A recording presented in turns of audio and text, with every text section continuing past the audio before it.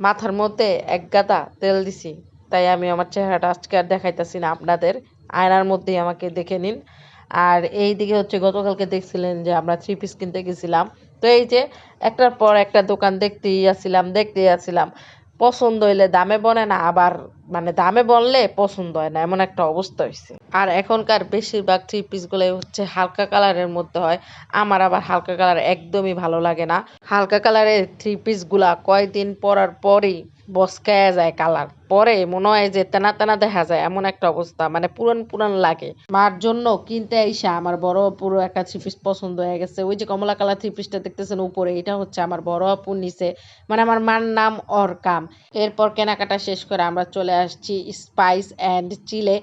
এই জায়গার বাবল টিটা এত পরিমাণের যে মজা কি বলবো, ওরা যে মানে সবগুলা যে ভালো ভালো জিনিস দেয়, ওদের বাবল টি খাইলেই মানে বোঝা যায় রীতিমতো।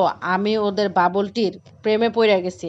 মানে আমি এত জায়গার বাবল টি খাইছি, ওদের মতো বাবল টি কেউই বানাইতে পারে না। আমি যখনই স্ট্যান্ড প্লাস মার্কেটে যাই, এই দোকানের বাবল টি খামুই, মানে আমার এত পরিমাণের ভালো লাগে।